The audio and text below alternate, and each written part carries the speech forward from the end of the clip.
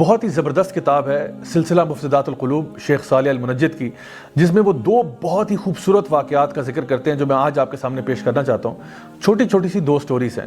پہلی سٹوری جو ہے وہ ربیعہ بن خطیم کی ہے، جو ہمارے سلف الصالحین میں سے بہت ہی نیک اور متقی شخص ہوا کرتے تھے، اور ان کا لوگ جانتے تھے کہ وہ کتنے تقوی والے ہیں، اللہ سے ڈرنے والے ہیں۔ تو اس زمانے کے جو یہود تھے انہوں نے یہ فیصلہ کیا کہ اگر ہم چاہتے ہیں کہ مسلمان یوتھ کو کرپٹ کیا جائے، مسلمان یوتھ کو راہ سے ہٹایا جائے، نیک راہ سے،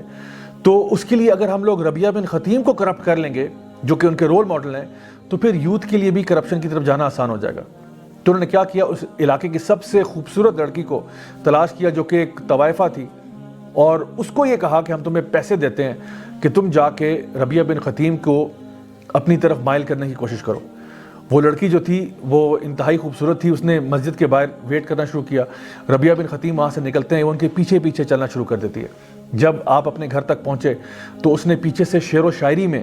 کچھ زبردست قسم کے کلمات ارشاد فرمائے اور یہ کہا کہ کیا تم نہیں دیکھنا چاہتے مجھ حسین عورت کی طرف، میں تمہارے لیے یوں کر دوں گی، تمہارے لیے ایسا کر دوں گی، تمہاری زندگی میں بہاریں آ جائیں گی، اور بڑی بڑی ایسی پیاری اور خوبصورت باتیں اس نے کرنا شروع کر دیں۔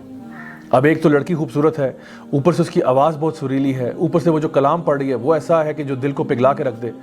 ربیعہ بن خطیم پیچھے مڑ کے دیکھتے ہیں اور اس کو اشعار میں ہی جواب دیتے ہیں کہ اے عورت، وہ دن کیسا ہوگا جب تیری یہ خوبصورتی چلی جائے گی، وہ دن کیسا ہوگا جب تو دنیا سے چلی جائے گی اور تجھے پھر قبر کے اندر دفنا دیا جائے گا،